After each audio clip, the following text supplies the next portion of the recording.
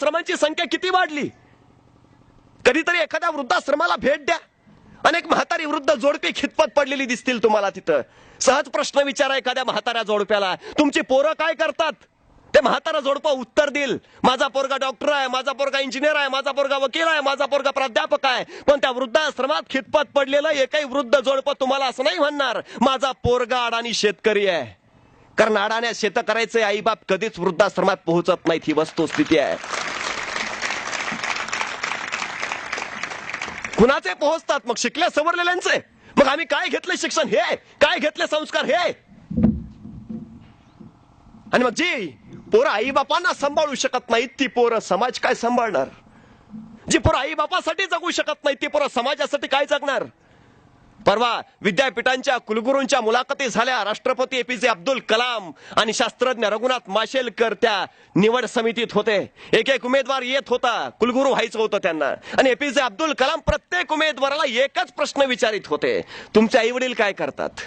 कुलगुरू व्हायला आलेल्या प्रत्येक उमेदवाराला एकच प्रश्न, तुमचे आई वडील काय करतात. माशेलकरांना काही कळेना. नियुक्ती करायचंय कुलगुरू पदासाठी आणि प्रश्न काय विचारताय तर तुमचे आई वडील काय करतात. शेवटी माशेलकरांनी विचारलं एपीजे अब्दुल कलामांना, अहो कुलगुरू पदाची निवड आहे, प्रशासनातलं काही विचारा, शैक्षणिक क्षेत्रातलं काही विचारा.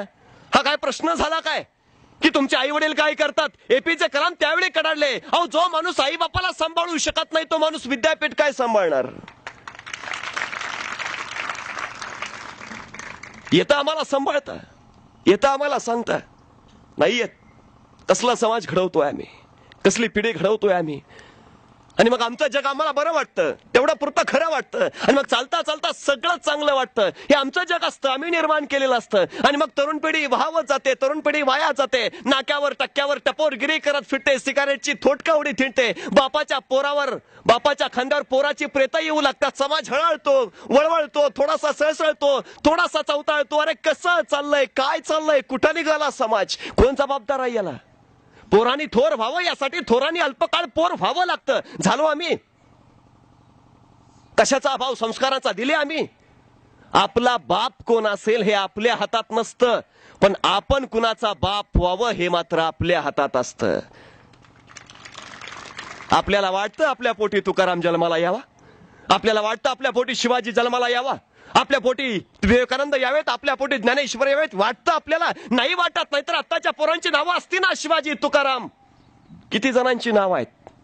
बारशात आपल्या पोराचं पाळण्यात आपण नाव काय ठेवतो याच्यावरनं आपल्या पोरांनी काय व्हावं हे आपल्याला वाटत असतं. आठवा, नावं आठवा. पोराचं नाव अक्षय, पोरग 30व्या वर्षी क्षयानं जातं.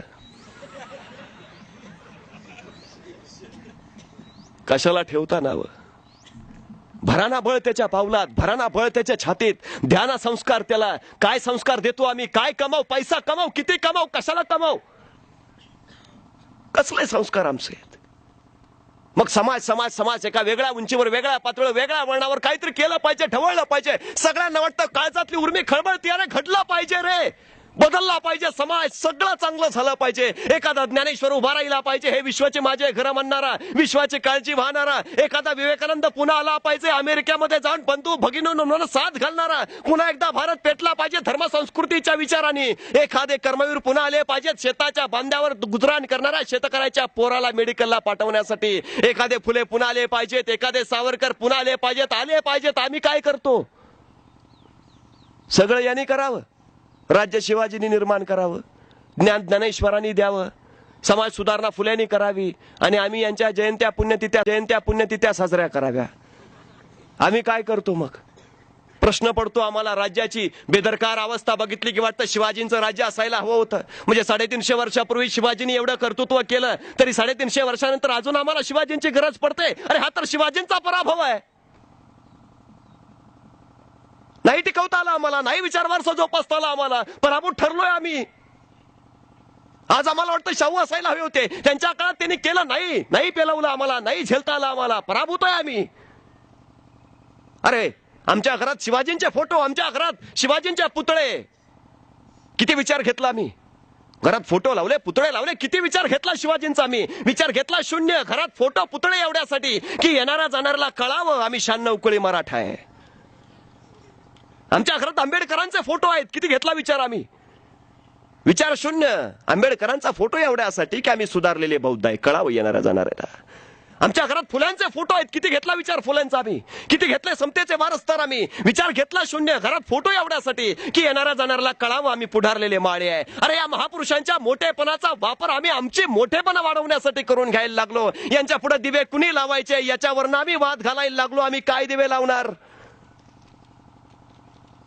कसा समाज बदलवणार? समाज परिवर्तनाच्या अनेक चळवळी आल्या महाराष्ट्रामध्ये, सगळ्यात यशस्वी झाल्या असं मला नाही म्हणता येत. याचं कारण एक आहे की आम्ही सरसकट समाज बदलण्याच्या पाठीमागे लागलो. पण समाज ज्या माणसापासून बदललाय ना, त्या माणसाला बदलण्याचा प्रयत्न मात्र नाही कुणी केला. समाज ज्या समूहाने ज्या मनाने बनला ना, त्या मनाचं परिवर्तन करायचा नाही कुणी प्रयत्न केला. कारण जग चांगलं झालंय म्हटल्यावर बाकीचं जग चांगलं झालंय, आपल्यापुरतं आहे ते ठीक आहे. समाजाचं नाव घेतला ना की तुम्ही बाजूला निघता.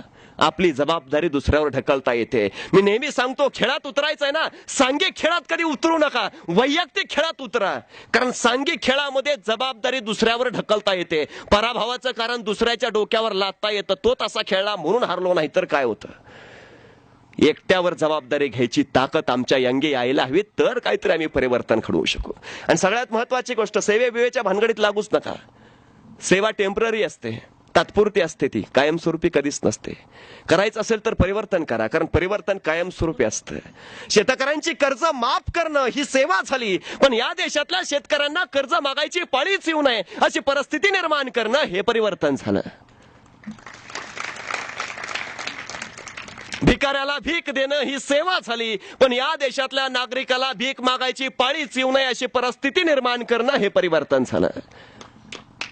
1 रुपया झुणका भाकर केंद्र सेवा झाली, पण या देशातल्या नागरिकाला 1 रुपयाचं अन्न खायची पाळीच येऊ नये अशी परिस्थिती निर्माण करणं हे परिवर्तन झालंय. कारण भिकाऱ्याला आज आम्ही पैसे देऊ याचा अर्थ त्याची भिकमंगी अवस्था संपणार आहे असं नाही, तो उद्या हात पसरणारच आहे. मग तुम्ही आजच्या दिवसापुरतं कशाला करता?